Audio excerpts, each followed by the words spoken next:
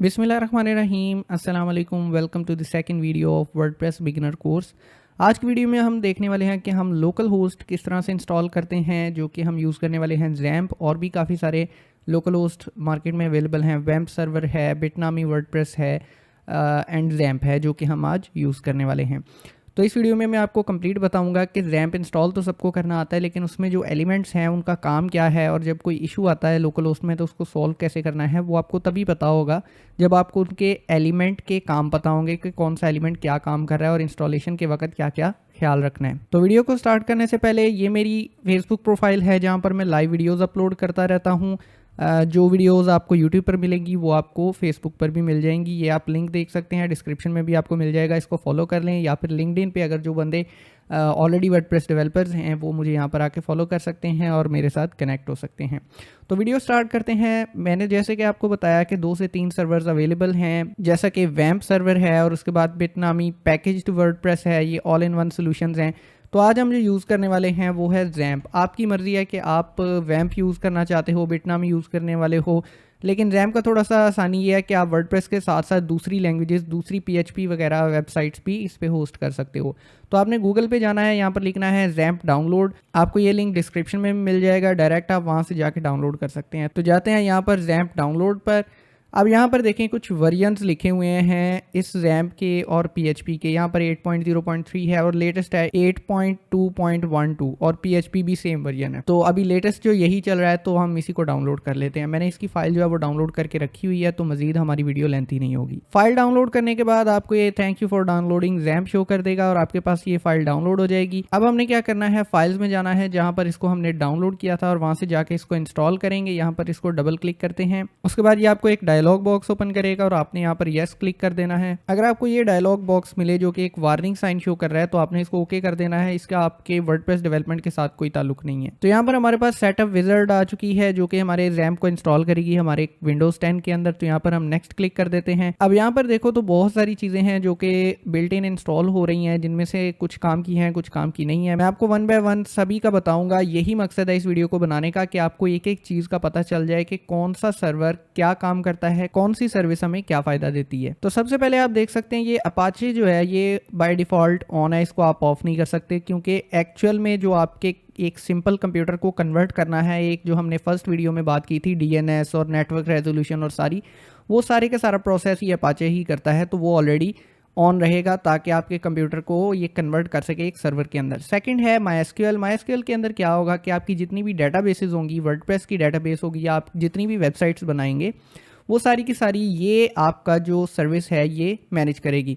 उसके बाद file दिलाव FTP server है, इसको आप ऑफ कर सकते हैं। ये क्या काम करता होता है कि आपकी सर्वर और आपके लोकल कंप्यूटर के दरमियान एक कनेक्शन बनाता है ताकि आप लाइव फाइल्स को एडिट कर सको। ज़्यादातर ये यूज़ होता है लाइव सर्वर्स के अंदर, सो लोकल में हमें इसकी ज़रूरत नहीं होती। अगर आप चाहो तो इसको ऑन कर सकते हो। अगर आपको नहीं पता कि किस तरह से ये सर्विसेज एडिट करनी है तो फिर इसको बाय डिफ़ॉल्ट ही रहने दो, अदरवाइज आप यहाँ से इसको ऑफ कर दो तो बेहतर है। थर्ड थिंग है मर्करी मेल सर्वर। यहाँ पर इसका मेन काम क्या है कि जितने भी ईमेल्स सेंड किए जाते हैं हमारी वेबसाइट के थ्रू या फिर फॉर्म के थ्रू या फिर टेस्टिंग के लिए जितने भी ईमेल सेंड किए जाते हैं वो इसके थ्रू किए जाते हैं, तो हम इसको ऑन रहने देते हैं। लास्ट पर है टॉमकैट। तो बेसिकली ये जावा बेस्ड एप्लीकेशंस के लिए है। तो हमारी जो वर्डप्रेस है ये सारी की सारी PHP पर बेस करेगी और MySQL पर बेस करेगी, तो इसलिए हमें इसकी ज़रूरत नहीं है, आप इसको ऑफ कर सकते हैं। उसके बाद नेक्स्ट आ जाते हैं प्रोग्रामिंग लैंग्वेजेस में। तो PHP तो ऑब्वियसली हमें चाहिए, जिसके लिए हम इंस्टॉल कर रहे हैं ज़ैम्प को, वो ऑलरेडी सिलेक्टेड है। इसके बाद आ जाती है पर्ल। ये भी एक लैंग्वेज है, स्क्रिप्टिंग लैंग्वेज है और बैकएंड में काम आती है, तो हम इस पे काम नहीं करेंगे, इसलिए हम इसको ऑफ कर देते हैं। लास्ट पे आ जाते हैं PHP माई एडमिन। ये हमें चाहिए क्योंकि हम डेटाबेसेस बनाएंगे और डेटाबेसेस को कई बार अपडेट भी करेंगे, उनके अंदर चेंजेस भी करेंगे, तो हमें PHP माई एडमिन चाहिए। सेकंड थिंग है वेबलाइजर। ये बेसिकली क्या काम करता है कि जितने भी लॉग फाइल्स जनरेट होती हैं आपकी वेबसाइट में, कोई एरर आता है, कोई डिलीट किया, अपने एक्टिविटी को मैनेज करना है, ये सारे लॉग फाइल्स को स्टोर करता है। तो अगर आप इतना ज़्यादा एक्सटेंसिव डेवलपमेंट नहीं कर रहे जिसमें आपको एरर्स वगैरह ट्रैक करने की ज़रूरत नहीं है, आपको एक्टिविटी देखने की ज़रूरत नहीं है, तो आप इसको ऑफ कर सकते हैं, अदरवाइज इसको ऑन रहने दें तब भी ठीक है। ये एरर ट्रैक करने में हेल्प करता है। लास्ट है फेक सेंड मेल। अब ये काम क्या करता है, ये एक्चुअल ईमेल सेंड करवाने की बजाय हम इसको एक पाथ दे देते हैं, एक फ़ाइल दे देते हैं फॉर एग्जांपल आपके पास इंटरनेट नहीं है और आपने फॉर्म सबमिट किया, तो एक्चुअल में तो उस फॉर्म का काम ये होगा कि वो ईमेल सेंड करेगा।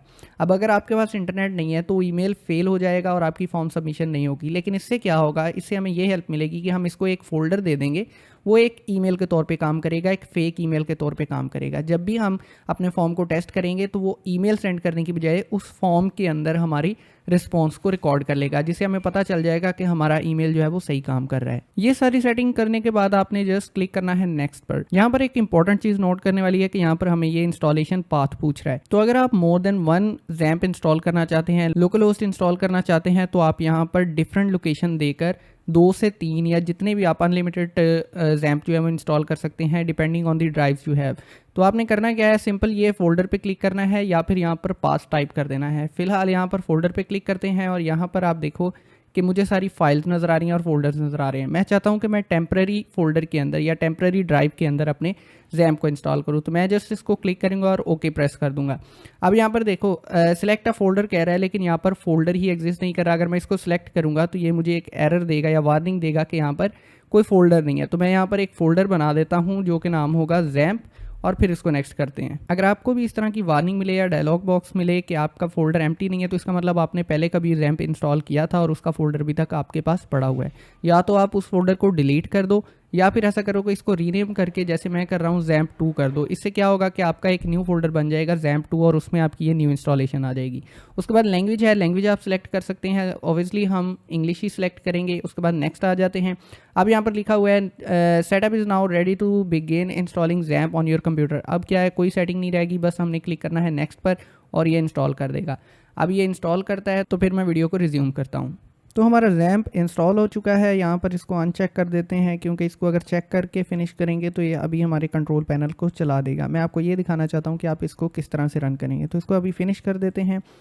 आपने क्या करना है, जब भी वर्डप्रेस इंस्टॉल करनी है या जब भी वर्डप्रेस पे काम करना स्टार्ट करना है, तो इसको सबसे पहले ऑन करना है ताकि आपका कंप्यूटर कन्वर्ट हो जाए पहले सर्वर में और फिर आप उस पर काम कर सको। सिंपली आपने क्या करना है, जैम्प कंट्रोल पैनल पे क्लिक करना है। जहाँ पर भी वो इंस्टॉल किया था आपके सामने कुछ इस तरह का कंट्रोल पैनल आ जाएगा। आपने सिंपली क्या करना है, यहाँ पर अपेचे जो हमने इंस्टॉल किया था उसको स्टार्ट कर देना है। अगर आपको कोई इस तरह का डायलॉग बॉक्स आता है, मे बी आपको ना नज़र आ रहा हो, तो आपने उसको अलाउ एक्सेस कर देनी है, क्योंकि ये हमारे रूट फाइल्स को एक्सेस कर रहा होता है। उसके बाद MySQL सर्वर जो है ये हमारे लिए ज़रूरी है, क्योंकि वर्डप्रेस चलेगी MySQL डेटाबेस के ऊपर। इसको भी अलाउ एक्सेस कर देते हैं। उसके बाद आप देखो कि ये दो जो फाइलज़िला और टॉमकैट है, ये हमने इंस्टॉल ही नहीं किया था। मर्करी इंस्टॉल किया था, लेकिन उसको मैं स्टार्ट नहीं कर रहा, सिर्फ अपाचे और MySQL को स्टार्ट किया है। अब इसको चेक कैसे करना है कि ये हमारा कंट्रोल पैनल चल रहा है या जैम्प हमारा चल रहा है या नहीं चल रहा। आपने सिंपली क्या करना है, अपना ब्राउज़र ओपन कर लेना है, चाहे वो क्रोम है, चाहे वो आपका फायरफॉक्स है या माइक्रोसॉफ्ट एज है, कोई भी ब्राउज़र है। आपका कंप्यूटर कन्वर्ट हो चुका है एक सर्वर में, उसको चेक करने के लिए आपने क्या करना है, यहाँ पर टाइप करना है लोकल होस्ट। इस तरह से टाइप करके आपने एंटर प्रेस करना है और आपके सामने ये इंटरफेस आ जाएगा। यहाँ पर याद रखें कि ये URL नहीं है, ये आपकी ड्राइव से आ रहा हो। इस इंटरफेस में आपके काम की चीज़ यही होगी, PHP में एडमिन। अगर ये इंटरफेस आपके सामने आ रहा है, PHP में एडमिन ओपन हो रहा है, इसका मतलब है कि आपका जैम्प सही तरह से इंस्टॉल हो चुका है और वो वर्किंग भी कर रहा है। तो जब भी आपने वर्डप्रेस पे काम स्टार्ट करना है, तब आपने जैम्प के कंट्रोल पैनल को स्टार्ट कर लेना है, अपाचे और MySQL दोनों सर्विसेज को। उम्मीद करता हूँ आपको एक एक चीज़ की समझ आ गई होगी। अगर स्टिल कोई क्वेश्चन है, कोई क्यूरी है, आपको कोई चीज़ समझ नहीं आई, तो आप कमेंट सेक्शन में मुझसे पूछ सकते हैं या फिर फेसबुक पर मुझसे कनेक्ट हो सकते हैं, फॉलो करके मुझे मैसेज कर सकते हैं और मैं पूरी कोशिश करूँगा कि आपके क्वेश्चन का आंसर दे सकूँ। तो अगर वीडियो अच्छी लगी है तो लाइक कर देना, चैनल पर नहीं हो तो सब्सक्राइब कर देना। मैं मिलता हूँ आपसे नेक्स्ट वीडियो में, तब तक के लिए अल्लाह हाफिज़।